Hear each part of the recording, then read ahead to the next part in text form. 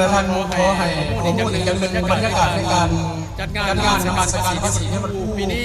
ก็ถือว่ามีความหมายนอกจากจะไปพร้อมๆกับการขบวนการ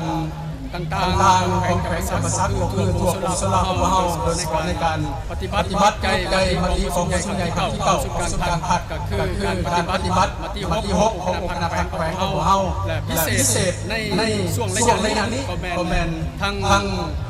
องค์การแนวราษฎรศาสตร์ศูนย์กลางก็ได้จัดตั้งองค์ประชุมคณะครั้งที่4สมัยที่ 9ขึ้นซึ่งได้แขวงสรรพสักเป็นเกียรติเป็นเจ้าภาพคือว่ามีบรรดาแขกจากทั่วประเทศได้มารวมในกองประชุมดังกล่าวโดยที่โอกาสนี้ซึ่งเป็นมือสุดท้ายของกองประชุมและเพิ่นก็ได้ญาติเวลามารวมในงานของเรากันนับว่าเป็นวันนิมิตหมายเช่นเดียวกันซึ่งว่าทุกภาคส่วนก็มาพบกัน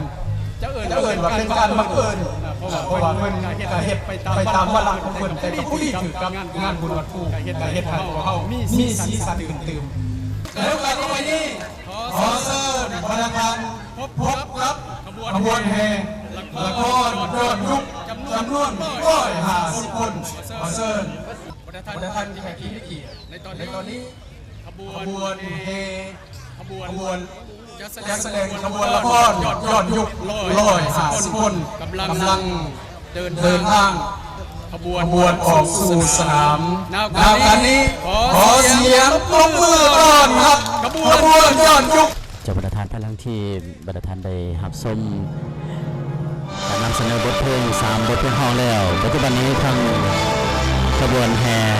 เพื่อทำการเสนอตัวของนักแสดงย้อนยุคถึงการก่อสร้างประสานทีมนักพูดจับประสักจำนวน150 คนได้ออกมาแต่นาพามใส่แล้วนะ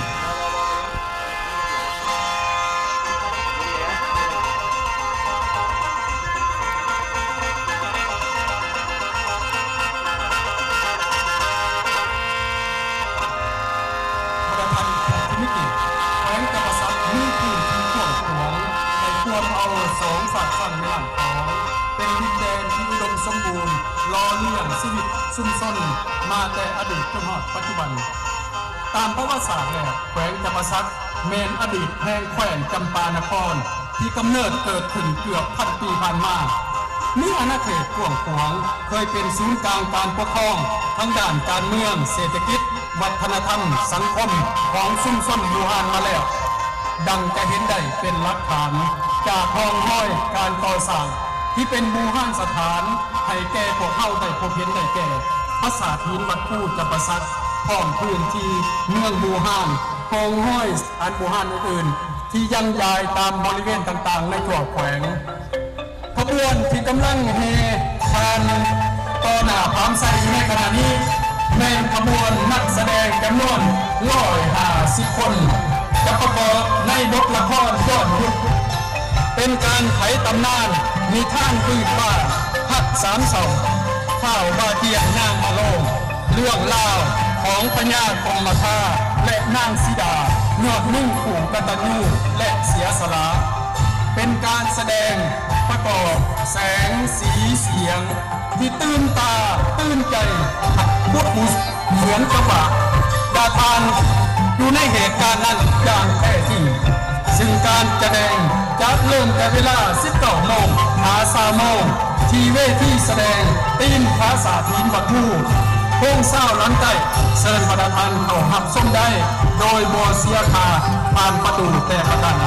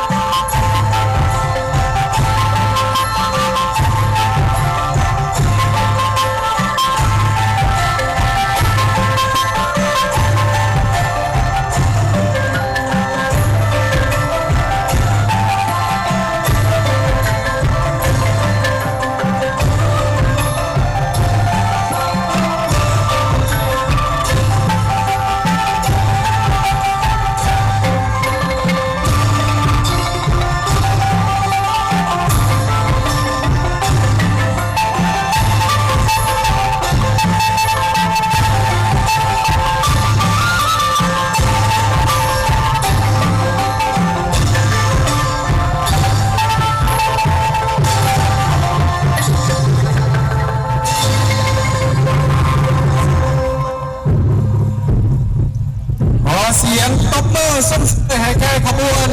แดงยอดยุคขอแสดงความขอบใจขอน้อมนมัสการพระเทรานุเทระ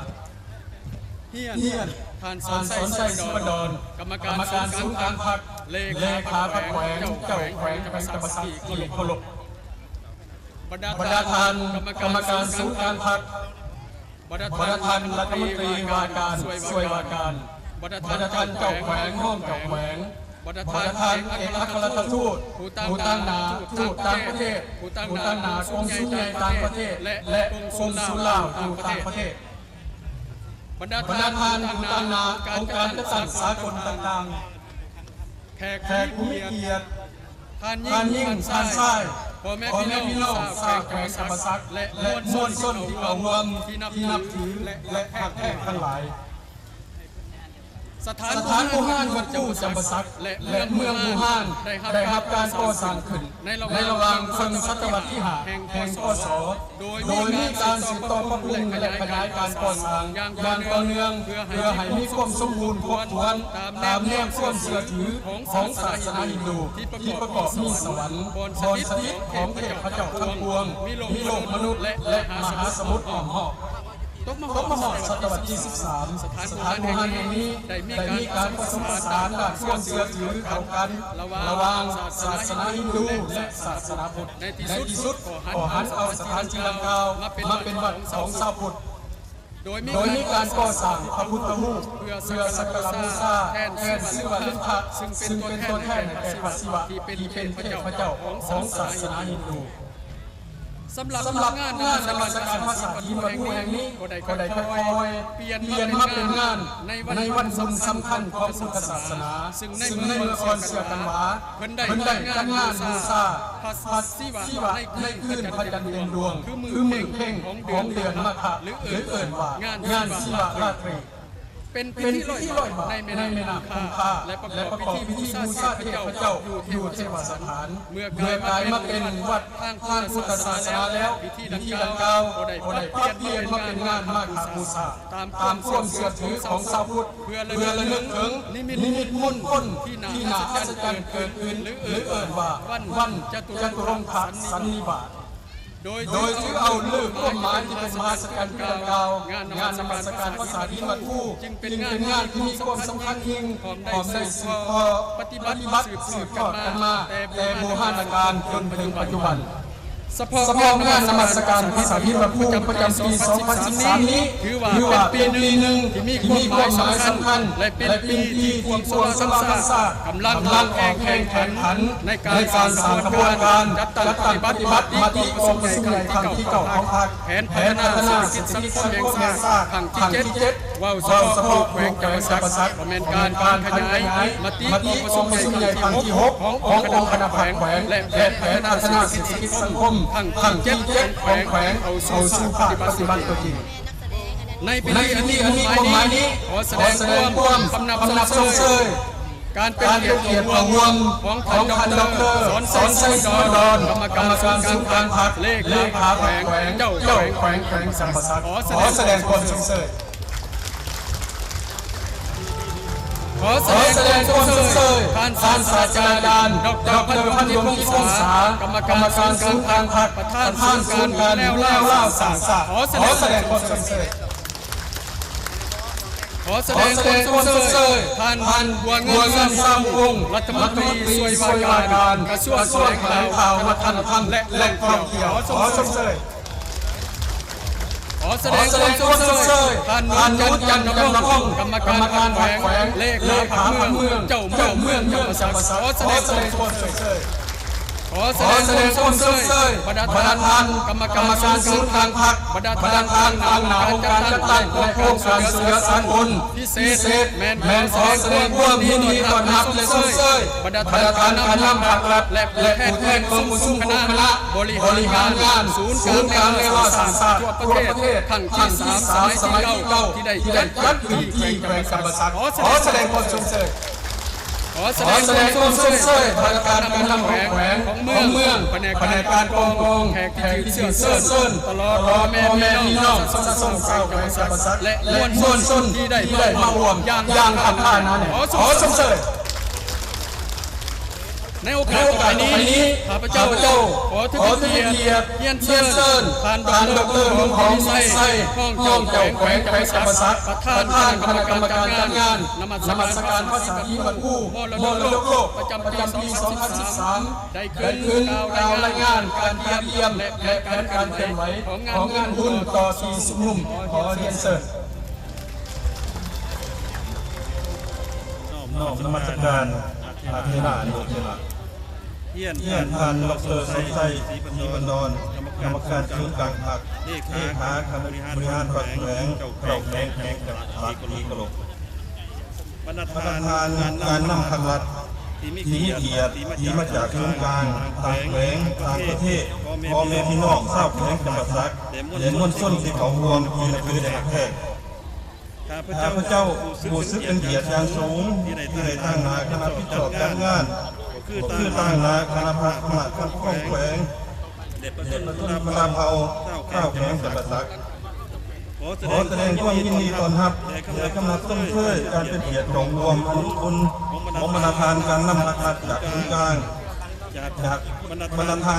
รัฐมนตรีว่าการช่วยว่าการบรรดาองค์การเทียบเท่าบรรดาสมาชิกสภาแห่งชาติบรรดาเจ้าแขวงบรรดาห้องแขวงบรรดาเอกทูตตำรวจทูตก็หนักคุณใหญ่ต่างประเทศตลอดถึงเจ้าแขวงจังหวัดสักและภาคส่วนต่างๆที่มีที่นี่ขอแสดงความยินดีและส่งเสริมต่อคณะพิซซ่อจัดงานเฉลิมฉลองพระธาตุหินวัดผู้วัดผู้มรดกโลกปี 2013 ที่ได้เอาใจใส่ปฏิบัติหน้าที่อย่างงานเป็นอย่างดีก็ชมเชย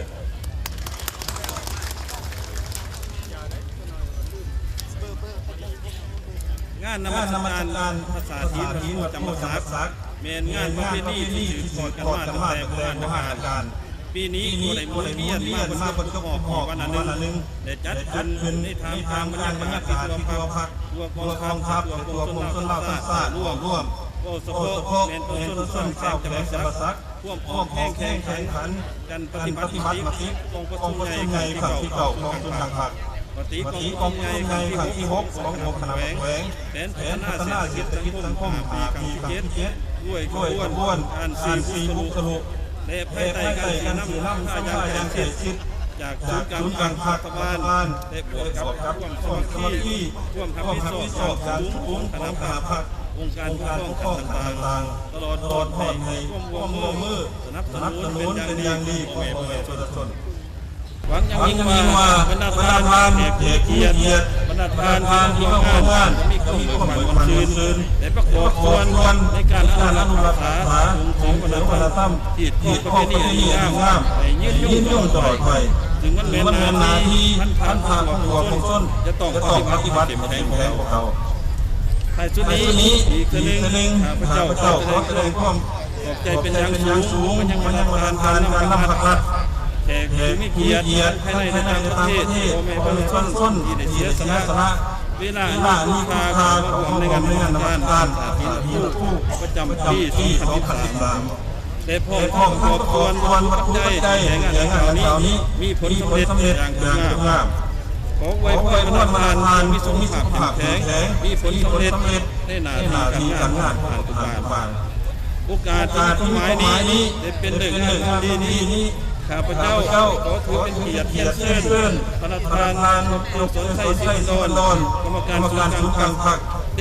ขาคณะบริหารงานแขวงเจ้าแขวงจังหวัดสักขึ้นเจ้าเปิดงานบุญนมัสการพระธาตุหินวัดผู้ประจำปี 2013ขอเฮียนเสื้อประธานแขกที่มีเกียรติลงรวมแต่ป่า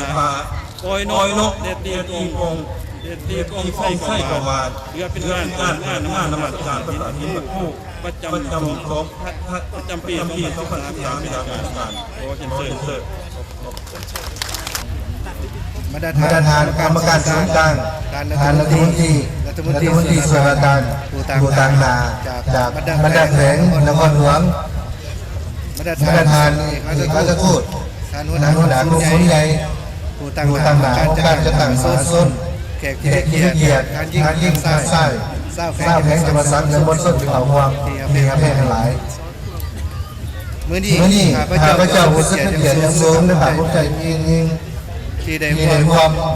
งานนมัสการภาษาที่พระผู้ประจำปี2013อย่างเป็นทางการที่เต็มไปด้วยความหมายและบรรยากาศคือคืนซื่นก่อนอื่นให้นำกลางนาแก่กันนำของแขวงสำนักการปกครองคือได้นำส่วนตัวข้าพเจ้าขอแสดงความยอมรับการจัดการต่างๆของแขวงของเมืองไปได้การก็คือคณะพิสอบงานที่ได้ใส่ข้อพยายามจัดให้มีการหาข้าเกี่ยมสร้างพื้นไขเพื่อจัดงานสำคัญซึ่งการแสดงถึงความเอาใจใส่ในการส่งเสริมที่ครอบไว้ดีงามให้คงอยู่กับความเป็นศาสตร์ลาวตลอดไปอีกด้านหนึ่งก็เป็นการโฆษณาเผยแพร่ภาพดีงามของวัฒนธรรมลาวเข้าต่อสาวโลกก็คือการส่งเสริมการท่องเที่ยวให้มีบรรยากาศให้นับเพื่อนในหลากหลายสีสันอื่นสำหรับงานนมัสการภาษาที่พระผู้จะปีนี้แมนจัดในโอกาสมีความหมายสำคัญเพราะอยู่ในทางบรรยากาศที่ทั่วภาคทั่วกองทัพและทั่วผู้ชนทั่วประเทศกำลังแข่งขันในการจัดการขยายได้มติของผู้ใหญ่ทางที่ของภาคแผนพัฒนาเศรษฐกิจสังคมปีทางที่7ขาดสายสัมพันธ์การพัฒนา MDG 2015เป็นต้นสงสัยการปฏิบัติได้ใจ4บุคลุกติดพันกับการจัดปฏิบัติคำสั่งแนะนำที่03ขององค์การเมืองสุขภาพเกี่ยวกับการสร้างบ้านพัฒนาบ้านใหญ่ชนบทกลายเป็นตัวต่อมติ03ขององค์การเมืองสุขภาพเกี่ยวกับ33คือสร้างแผนเป็นหน่วยศาสตร์สร้างเมืองเป็นหน่วยเป็นแห่งต่างสร้างบ้านเป็นหน่วยพัฒนาให้ประกอบจริงสำหรับแผนจังหวัดซักก็เป็นจัดปฏิบัติของใหญ่ครั้งที่6ของคณะปักแหวนและแผนพัฒนาเศรษฐกิจสังคม5 ปีครั้งที่7ของแผนเข้าสู่ภาคปฏิบัติจริงซึ่งเมื่อปัจจุบันก็สังเกตเห็นว่าแผนจังหวัดซักสามารถบุกทะลุและประสบผลสำเร็จอย่างง่ายในหลายด้านโดยเฉพาะ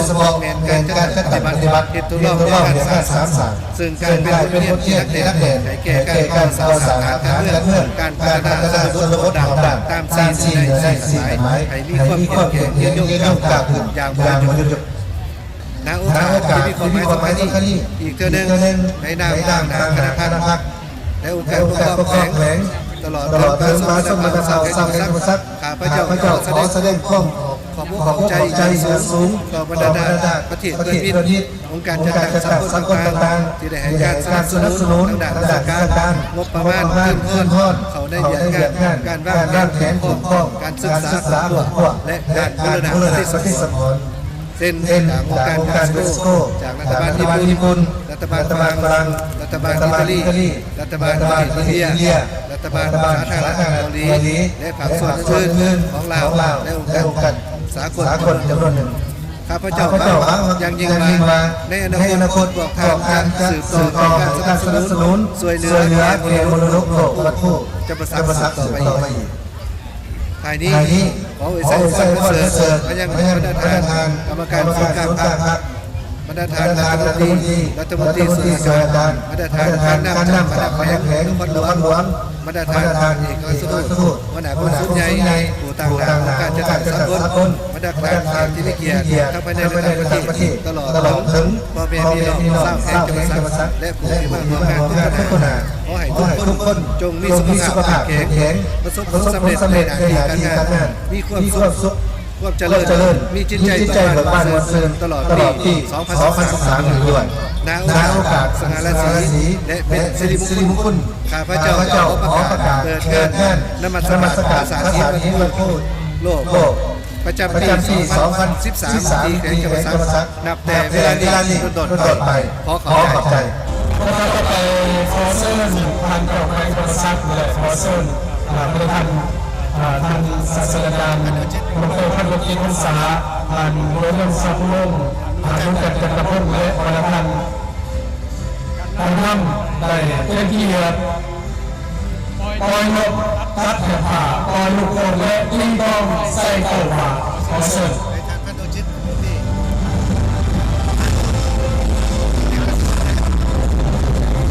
ขอเชิญประธาน แต่ละท่านผู้หัวหน้าผู้สูงเสียวันมาเป็นเกียรติการเปิดประตูก็คงจะเป็น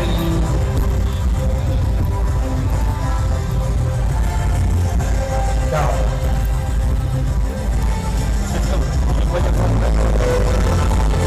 ท่านเจ้าไปเป็นสักเพื่อ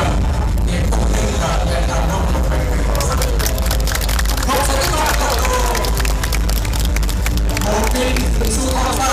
เป็นสัญลักษณ์แห่งความพระคุณเสด็จและพวกพัฒนาของบ้านเมืองเราได้เอาใจในกำไรคอสเซนข้าราชการและกำไรทุกคนจะเป็นสัญลักษณ์แห่งการเปิดการโดยจะมีทางศาสนิการดร.พันธุ์พิพงษาและพันธุ์ดร.สมศักดิ์ศรีพันดรเป็นผู้ตัดให้ผ่านขอแสดงความซ้ำเสริมอันนี้ต่อไปขอเชิญปล่อยลูกโป่งเปิดป้ายงานนมัสการภาษาถิ่นวัดผู้จำปาสักมรดกโลกประจำปี 2013 ขอเชิญและโดยแม่พันธุ์เจ้าแขวงจำปาสัก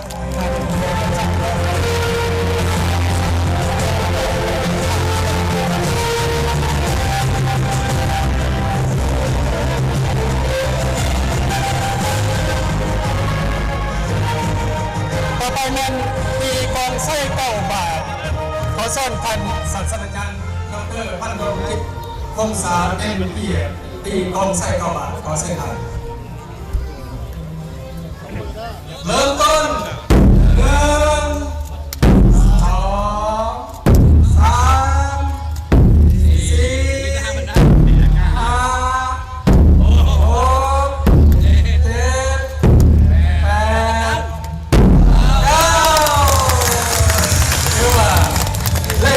เป็นเลขสิริมงคลขอเชิญการนำแขกขึ้นประจำที่เพื่อรอส้มการแสดงสากใหญ่อีกหนึ่งท่านศาสตราจารย์ดร.พนุกิจวงศาตีกลองยามที่ศิลปะทำให้เกิดตีกลองออกบาที่ออกสัตว์เสริมการตึ้งประธานแขกที่ให้เกียรติในโอกาสต่อไปนี้ขอเชิญทานพบกับการแสดงไขปริศนาพ่วงเป็นมาของภาษาถิ่นวัดผู้จำปาสักขอเชิญทานติดตามรับชมและตบมือต้อนรับนักแสดงของเราขอเชิญ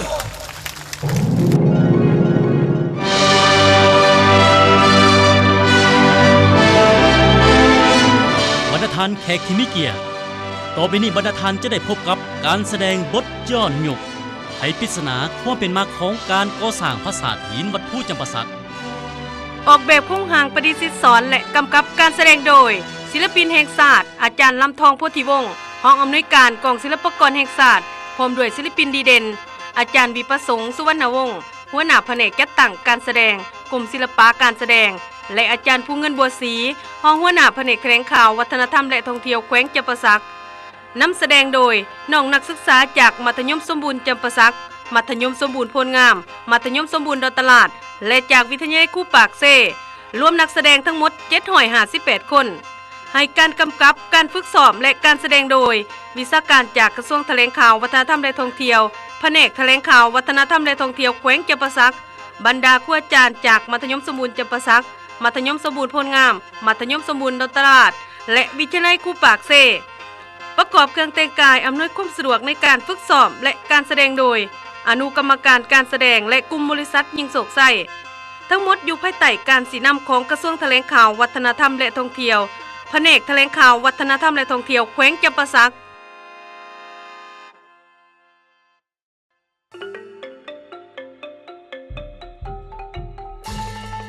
ขั้งอดีตการเมื่อ1,500 ปีก่อนมีกษัตริย์ทรงพระนามว่าเทวนิกะผู้เก่งกล้าได้ยกไพพลมาแต่ทางไกลเข้ามาสู่ดินแดนจำปาสักในข้าวเมื่อพื้นที่แห่งนี้ยังวางเป่าปราศจากผู้คนอาศัยอยู่โดยแห่งบันดาลใจกษัตริย์องค์นี้ได้เกิดมีศรัทธาต่อสถานที่อันแสนอุดมสมบูรณ์และมหัศจรรย์ ย้อนการตกแต่งของธรรมศาสตร์ที่เปรียบเสมอเหมือนการจำลองของระบบจักรวาลอันประกอบนี้จอมภูเก่าเหมือนสวรรค์สูงตะการสุดเสียดฟ้าลองลงมาแม่นโลกมนุษย์มีถงเพียงบอนลอเลียงซีวาซนทั่วทั้งของมีแม่ของสายทานเทพบันดลเปรียบสายฝนความสุ่มเย็นเป็นตำนานนครเศรษฐาโบราณได้ปักฐานการก่อตั้งภาษาถีนไทยพ้นสร้างวางแถวถันนาอัศจรรย์ตำนานบูฮานแห่งสมภูภาษาถีนวัดภูคงอยู่ส่วนนิรันดร์การบรรดาท่านแขกที่มีเกียรติ